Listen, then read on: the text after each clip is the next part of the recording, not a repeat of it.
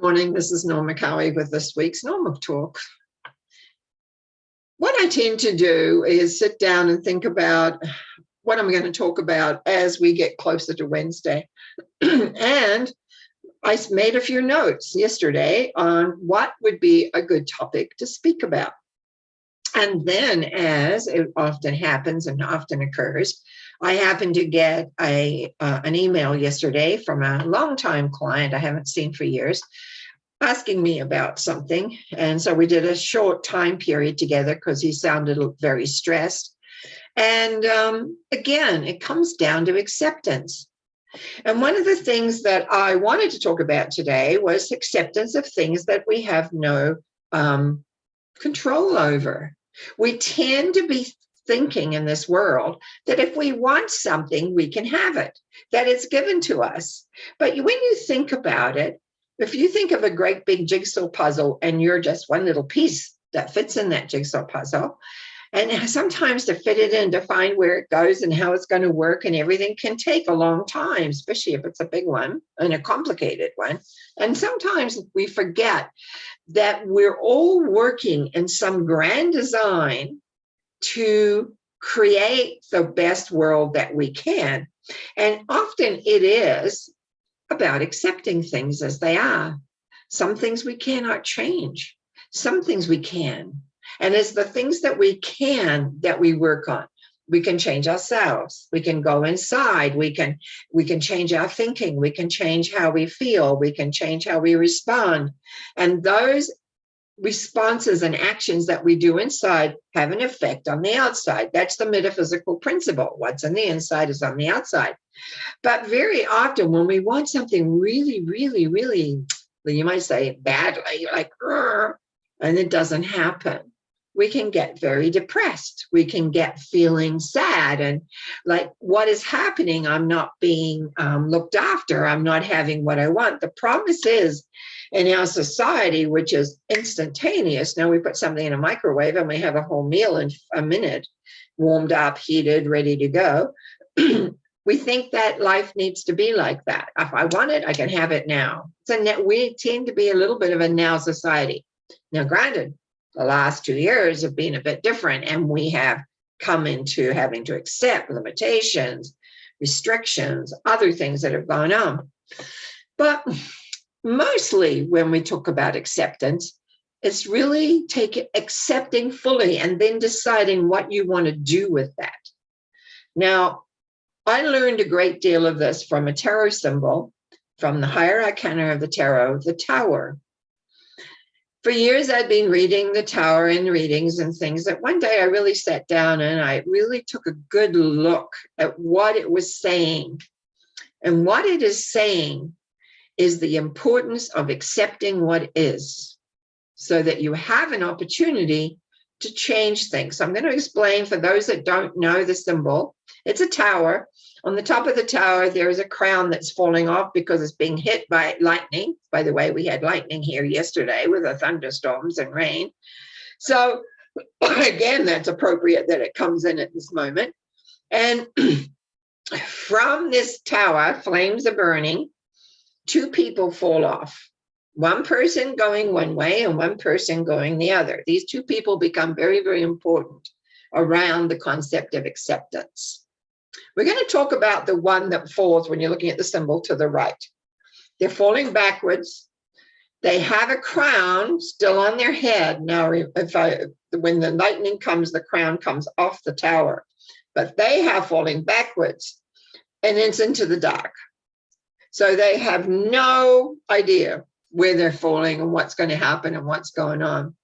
But the other one, the other person, is falling without a crown, with their hands open, and there's one little what we call yard of light guiding them as they're coming down, where there is more yards of light leading on back on up. And that's when I recognized this was all about acceptance, to accept what is and be able to deal and cope and then begin to move and create and move further. I, like everyone else, have had tower situations come into my life, things that have come unexpectedly in, things that where everything seems to fall away and where you've built up, your empire, so to speak, and then it's gone quickly like that. Happens to many of us. But how fast do we recuperate? What do we do within that? Now, there's a couple of other elements I want to touch on too, which I have written down here, because I run into them a lot with people as I consult with them. And there have been times when I've also fallen into so you might say, the trap. And that is two emotions, guilt and regret. How our lives are affected by guilt and regret is amazing. We feel guilt. I mean, I understand about all this. I understand how important self-forgiveness is. I understand all that. Do you think that I always don't feel guilty about things? All of a sudden, I go, oh, why did I do that? But I know enough to know it is not a benefit. Sorry about my throat this morning. It is not a benefit to beat myself up. It's not a benefit to me. It's not a benefit to anything else in my life that I'm wanting to create and do and be. But it's habit. And I'm really big on habits, because habits are like roots that are taking place in our subconscious mind, and they wait. It's like they wait for the sunshine to come out. And it's like the sunshine to them is guilt and regret and other anger. I didn't write anger down here because it is a part of that. So it's like, and then they spring into being these beautiful flowers, except they're not. They feed us and go, and our minds now are going 100 miles an hour, going, I shouldn't have done this and I shouldn't have done that. And what if I'd done this? Big breath and let go and reassure yourself that you're already forgiven. And that the key is that to let the guilt go. I do quite often have to sit down and just forgive myself, connect with the love forces I talk about, and forgive myself. Because it's very easy to beat yourself up. Are we perfect all the time? Haven't met it. I don't think so. I'm certainly not. Maybe other people are, but I certainly have not. So we have that guilt line. But what is regret? Regret is perhaps we could have done this or done that. It's a little different than guilt, but it still has a significant impact on us, where we feel regretful that we didn't do a certain thing or didn't go. Now, you could say that sounds like guilt, but regret has a whole different element to it. Regret can sometimes lead to sorrow and sadness and all depression that way. I find that very often regret starts off and we end up depressed and lose our impetus of life and to do things. And as we mentioned, that came up also, is when we get angry at everything, when we have no patience, and then nothing works. Ever notice that? When you get angry and frustrated, nothing works. And it's really about acknowledging. Now, I find that when I get upset, because I'm naturally a human, I do these things, if I can say to myself, if I can feel that upsetness and acknowledge it, the body will feel heard and it will subside. If I keep at it, if it keeps coming back, there may be something inside I still need to resolve about it, whether it's to forgive myself or just to basically realize it's time to let that scenario go because it's in the past. It's funny. We never really feel guilty and regretful and anger about things that are not here yet.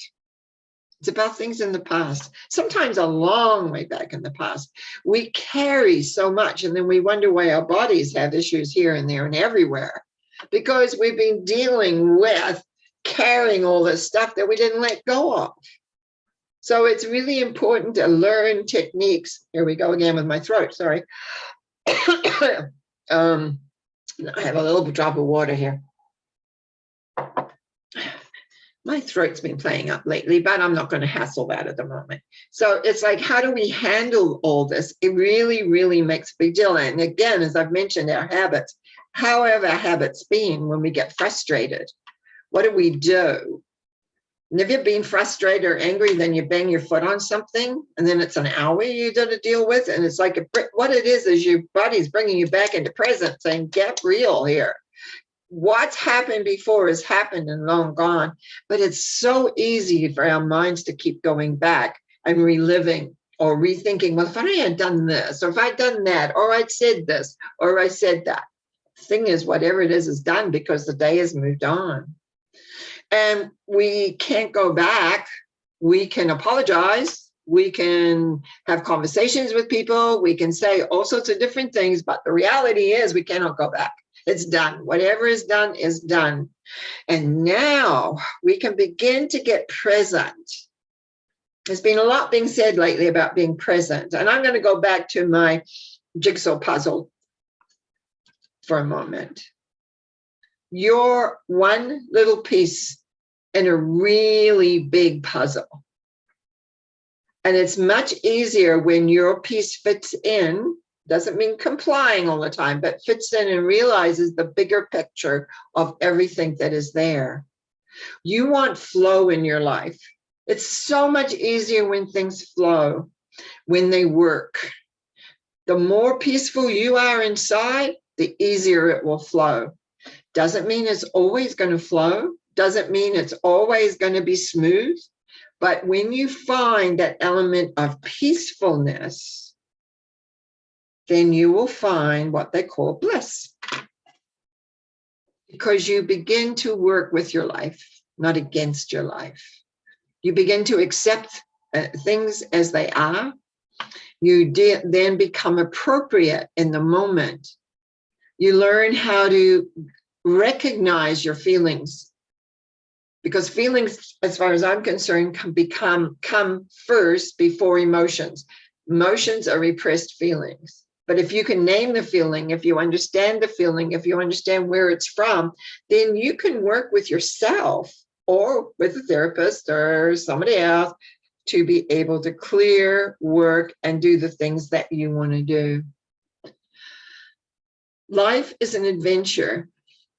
You fitting into a big jigsaw puzzle. And we want to, wherever you're fit in, that's where you are. Doesn't mean you have to stay there. Jigsaw puzzles, as you know, get all crumped up and start again. And this could be a magic jigsaw puzzle. It doesn't mean that once you're stuck, I realize I could say, oh, that's it. No, it's like it's an ever-changing picture, but you're only one little piece. Sometimes we think we are the center of our universe, which we're taught. And sometimes in one way it is, but you fit into a much larger picture. And if you want to succeed, sometimes you just have to accept, okay, where do I want to go? You've got to strategize, you got to think, you got to figure. But mostly, and this is what I find people forget, the adventure starts inside you, your beliefs, your attitudes, your feelings. They're all there to put you in a direction of where you want to go. I've had to work with me over the years, believe me. I haven't come to this place and gone, oh, everything is fine, because life can throw curveballs out of nowhere. And that's happened to many of us in the last couple of years. Like all of a sudden, people who thought their lives and were going on a trajectory that would go, and all of a sudden everything changed. And maybe changing again. And so we did need a degree of flexibility. But if you don't have a belief, if you don't have a sense of a larger picture of this beautiful jigsaw puzzle we're working with today that changes, then you could get stuck. And then you can get angry. And then you have a lot of regret. And then you feel guilty because you didn't fix it all up. Time to forgive yourself and move on. It's time to let go of the past, figure out where you are, where you want to go, what you want to create, and be that person that you truly want to be. You wouldn't want to be a certain way, or you wouldn't want a certain thing if it wasn't part of you. And there was always a way to figure it out. If you just let go and relax and allow the universe to support you and give you inspiration and give you that sense of being part of everything and having that jigsaw puzzle picture at that moment come together. knowing that pretty soon, well, this phone will be put back in the box, shuffled around, and then maybe another jigsaw puzzle comes out, and you got to figure you're part of it. And in that, I want you to think about your life, about where you maybe trip up by not accepting things as they are because you want them this way and that way, but recognizing that you have the ability and you have the wisdom and you have everything in there to be all that you can be, to be happy, to be content, to be aware of yourself. And even if it's in the middle of the storms we had here yesterday, you know where you are. And where I am too.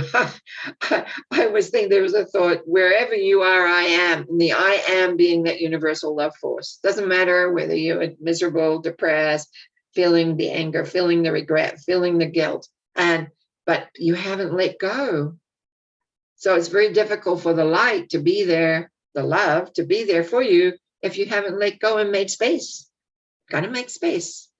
And then all of a sudden, it's like, okay, I have the answers. And maybe they're not coming as fast as you would like, but they will come. And on that note, I'm going to say bye for this talk. And just a reminder that on Sundays, there's a Sunday thought. And on Monday, the mental mind treatments. And so I'll see you. I'll be here on Sunday and again on Monday night, 7 p.m. live. Meanwhile, thank you for your subscriptions. Thank you for your emails, etc. I appreciate it. Wish you well. Thanks.